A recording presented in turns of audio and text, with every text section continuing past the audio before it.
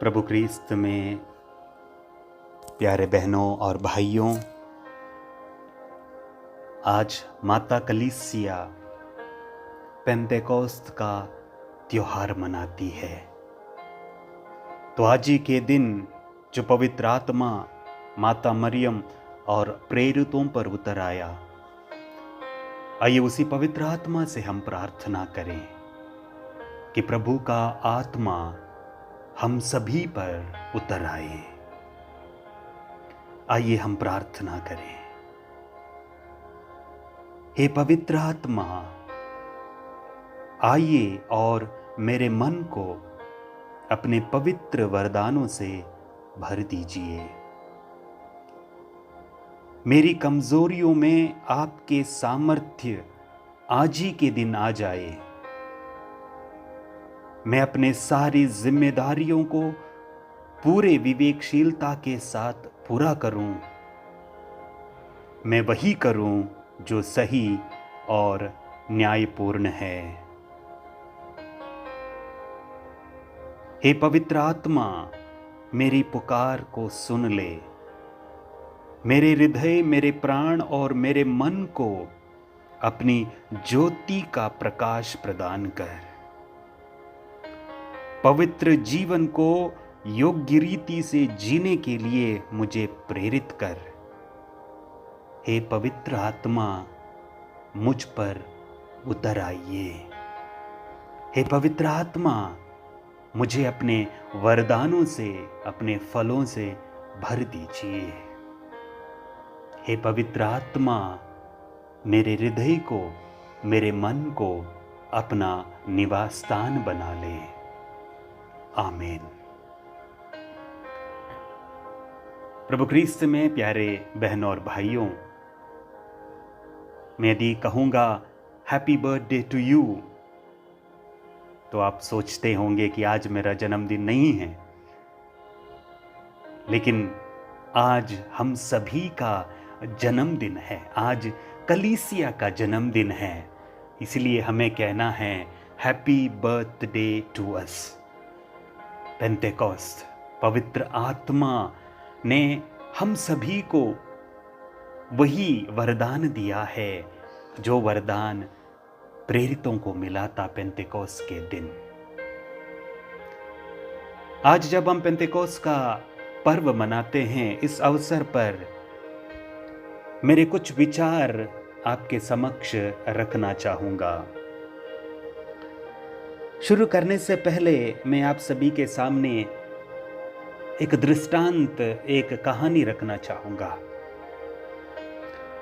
कहा जाता है कि अरब के रेगिस्तान में एक ऐसा गाइड, एक ऐसा मार्गदर्शक था जो कभी रेगिस्तान में अपना मार्ग नहीं खोया था। He never lost his way. वो इतना माहिर था कि रेगिस्तान से होकर, कहीं से होकर भी वो अपने मंजिल को या अपने घर को वापस जाता था। और इसका रहस्य क्या है, लोग ये जानना चाहते थे कि ऐसा मार्गदर्शक, ऐसा गाइड जो अरब के रेगिस्तान में कभी रास्ता ना खोया हो, इसके पीछे क्या रहस्य है। उसे पूछने पर पता चला कि ये गाइड, ये मार्गदर्शक हमेशा अपने पास एक कबूतर को रखता था, और कबूतर के एक पैर में उसने एक पतला सा धागा बांध के रखा था, लंबा धागा। और जब भी ये गाइड, ये मार्गदर्शक को लगता था कि मैं अब रास्ता खो रहा हूं या मुझे रास्ता मालूम नहीं हो रहा है, तो उस समय ये कबूतर को ऊपर छोड़ता था, और कबूतर ऊपर हवा में उड़कर, आसमान में उड़कर दिशा निर्देशित करता था कि उसका घर कहाँ है, और उसी की ओर कबूतर उड़ने लगता, और ये आदमी उसी कबूतर की उस डोर को लेकर आगे बढ़ता है और अपनी मंजिल को प्राप्त करता है। इसीलिए लोग उसे डव मैन कहते थे, या ये आदमी कबूतर आदमी कहते थे। आज हमारे पास भी एक ऐसा साधन है, जब हम मंजिल खो जाते हैं, जब हम रास्ता खो जाते हैं, हमें रास्ता दिखाने के लिए एक स्वर्गीय कपोत या कबूतर कह सकते हैं वो है पवित्र आत्मा। लेकिन प्यारे बहनों और भाइयों, इस अरब के जो मरुस्थल में या रेगिस्तान में जो मार्गदर्शक था, जब वो अपना रास्ता खो रहा था या उसे मालूम होता कि मुझे अब रास्ता, आगे का रास्ता मालूम नहीं है, तो वो कबूतर के द्वारा अपना मार्ग ढूंढ लेता। वो कबूतर पर निर्भर था। हम किस पर निर्भर हैं प्यारे बहनों और भाइयों? हमारे हर एक के जीवन में हम जब रास्ता भटक जाते हैं, ऐसा लगता है कि आगे का रास्ता मुझे मालूम नहीं है, मुझे धुंधला सा दिखाई देता है।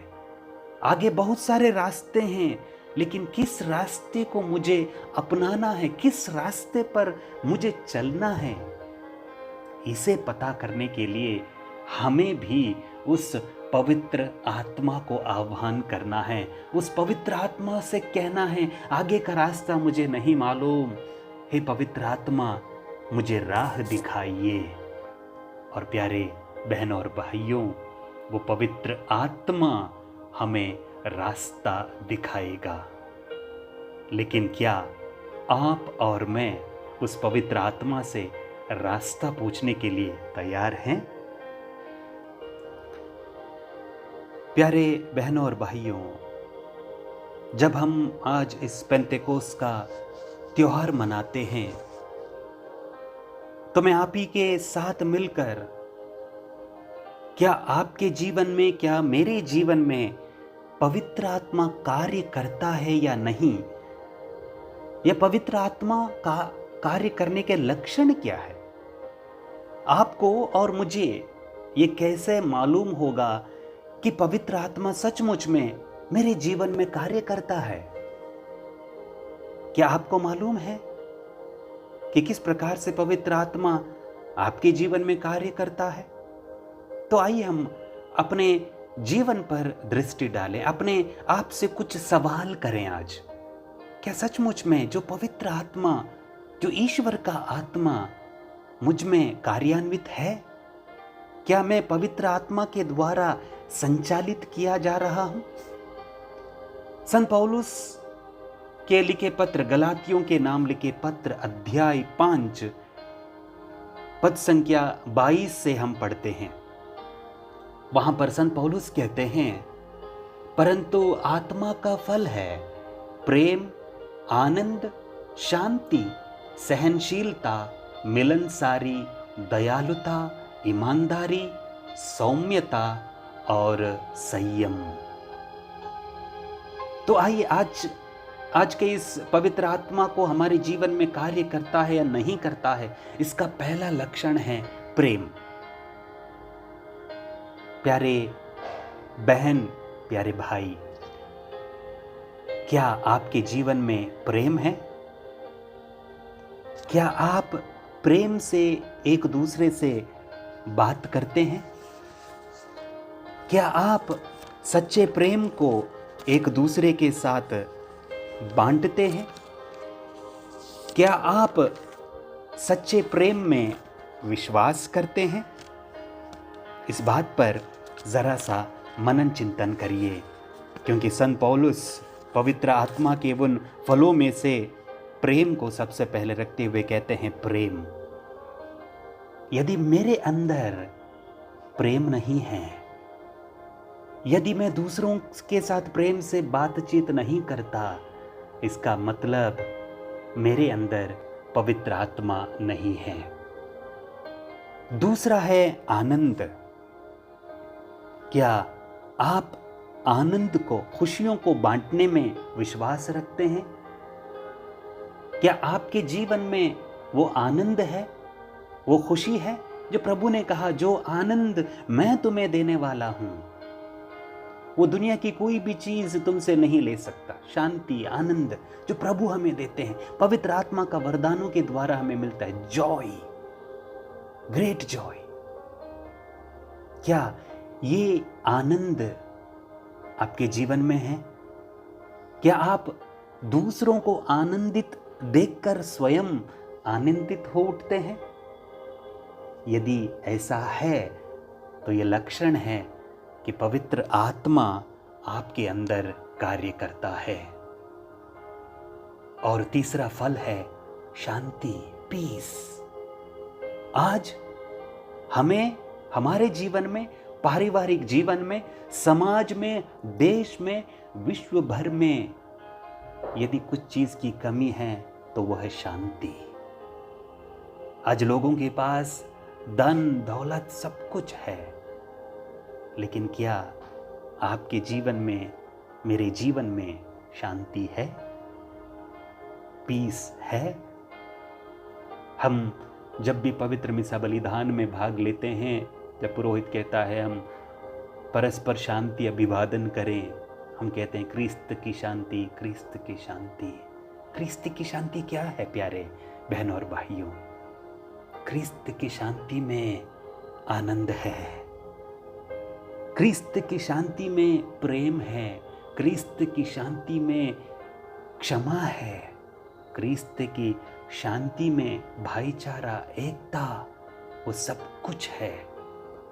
एक बार उस प्रभु की शांति को अपनाएं। आज हम अपनी अंदर शांति को स्थापित करें, हमारे परिवार में शांति लाने की कोशिश करें, क्योंकि यदि आपके जीवन में, मेरे जीवन में शांति है तो इसका मतलब, ये सबसे बड़ा लक्षण है कि पवित्र आत्मा आपके अंदर, मेरे अंदर कार्य करता है। और चौथी बात है सहनशीलता, पेशेंस। क्या आपके अंदर सहनशीलता है? क्या आप देर से क्रोध करते हैं और जल्दी माफ करते हैं?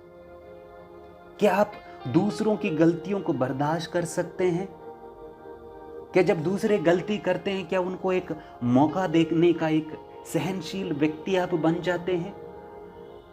कोई आपके प्रति अन्याय करता है, आपके प्रति कुछ गलत कहता है, तो क्या आप सहनशील बनने की कोशिश करते हैं?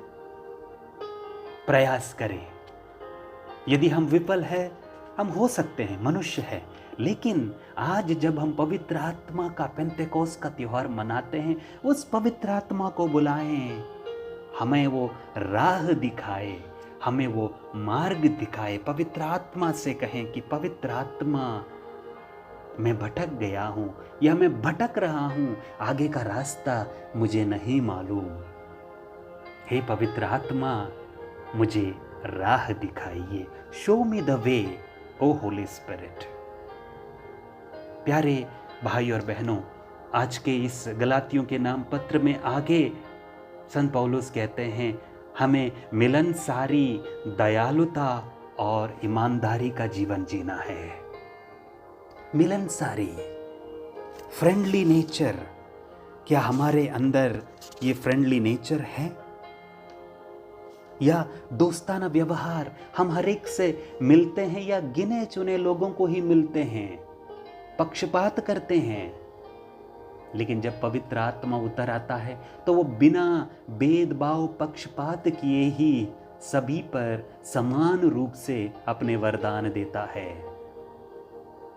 इसीलिए हमें भी मिलनसार, दयालु बनना है, अपने कार्यों में हमें ईमानदार बनना है, सौम्यता और संयम, सेल्फ कंट्रोल को धारण करना है। मैं ज्यादा कुछ इसके बारे में आपसे बात नहीं करूंगा। आप स्वयं गलातियों के नाम अध्याय 5 पद संख्या 22 से पढ़ लीजिए और इस पर मनन चिंतन करिए। पवित्र आत्मा को आपके जीवन में कार्य करने दे। ईश्वर आपके जीवन में कितना बड़ा है, ये जानने की कोशिश करिए। एक बार एक गरीब किसान गिरजाघर की ओर जा रहा था तो रास्ते में एक घमंडी अमीर उसे मिला। उसने उस गरीब किसान का मजाक उड़ाते हुए पूछा कि तुम कहाँ जा रहे हो? तो उस गरीब किसान ने कहा, मैं चर्च जा रहा हूं, मैं दुआ करने के लिए गिरजाघर जा रहा हूं। तब उस घमंडी अमीर व्यक्ति ने पूछा, क्या तुम्हारा ईश्वर बहुत बड़ा है या छोटा है? तो उस गरीब किसान एक पल के लिए मौन रहा, फिर वो बोला, मेरा ईश्वर बड़ा भी है और छोटा भी है। घमंडी अमीर व्यक्ति एकदम चौंक गया और उसने पूछा, ये कैसे संभव कि तुम्हारा ईश्वर बड़ा भी है और छोटा भी है? तब वो गरीब किसान कहता है, मेरा ईश्वर इतना बड़ा है कि पूरा विश्व, पूरी दुनिया, पूरी कायनात भी उसमें उसे समा नहीं सकती है। He is so big that the entire heaven of heavens cannot contain him. उसे अपने अंदर समा नहीं सकती पूरी दुनिया भी, वो इतना बड़ा है। और वो इतना छोटा है कि वो मेरे दिल में बसता है। वो इतना छोटा है कि वो मेरे दिल में बसता है।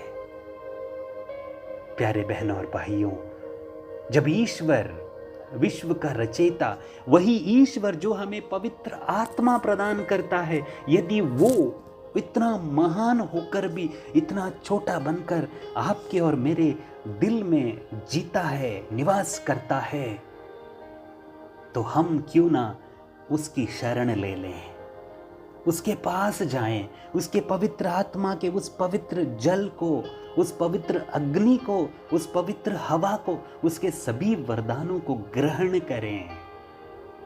Late us breathe holy spirit. हम पवित्र आत्मा की सांस लें ताकि वो पवित्र आत्मा हमारे जीवन में आ जाए, वो पवित्र आत्मा हमारे जीवन को एक नई दिशा दे।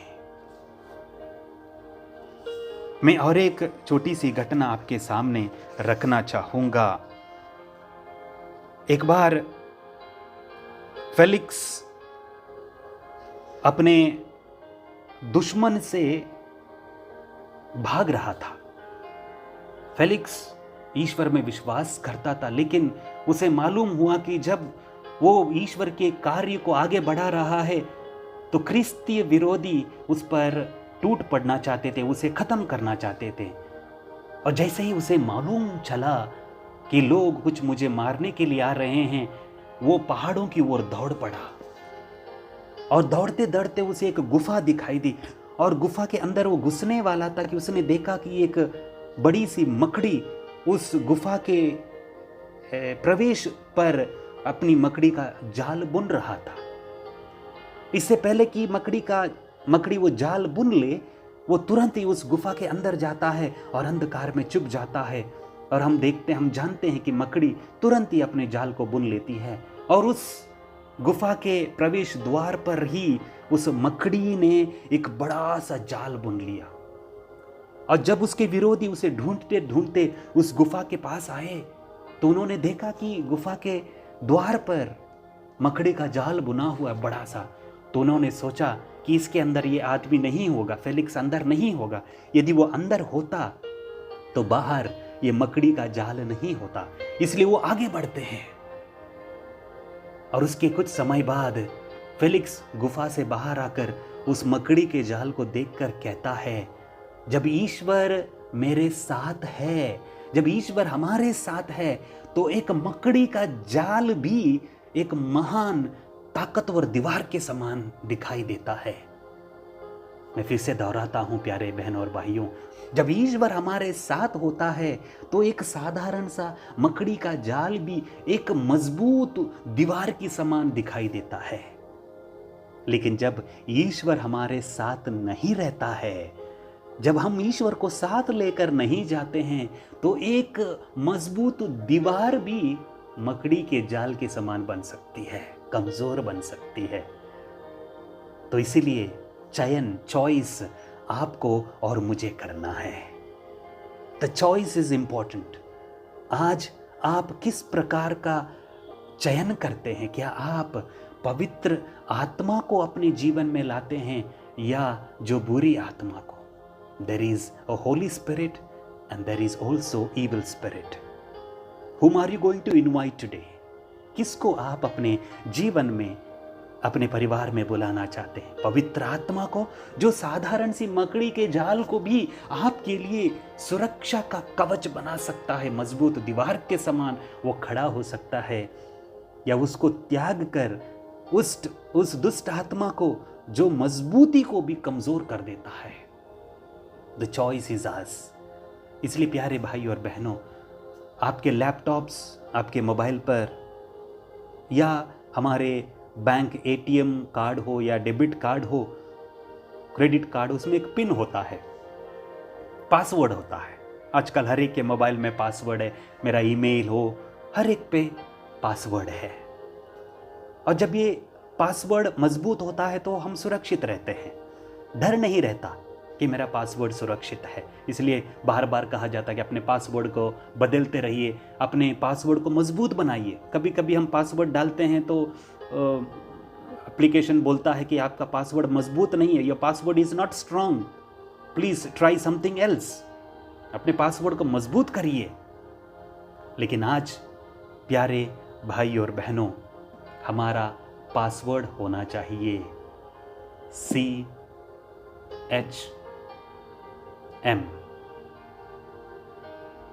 या CHS, come holy spirit, come holy spirit. यदि ये पासवर्ड पवित्र आत्मा आइए, आओ पावन आत्मा, come holy spirit, let this be my password, और इस पासवर्ड के द्वारा मैं सब कुछ खोल सकता हूं, सब कुछ मैं ईश्वर को समर्पित कर सकता हूं। तो आइए हम प्रभु से प्रार्थना करें, आइए हम प्रभु को पुकारें, प्रभु से मांगे उस पवित्र आत्मा को, क्योंकि प्रभु कहते हैं मांगो मेरे नाम पर और मांगने वालों को पिता पवित्र आत्मा क्यों नहीं देगा, पिता पवित्र आत्मा क्यों नहीं देगा, कम होली स्पिरिट। फिर एक बार प्यारे बहनों और भाइयों, हैप्पी बर्थडे टू अस। एक नया जीवन, पवित्र आत्मा से परिपूर्ण जीवन प्रभु आज आपको और मुझे देते हैं। आइए उस पवित्र आत्मा के जीवन को, वरदान को ग्रहण करें। आमीन।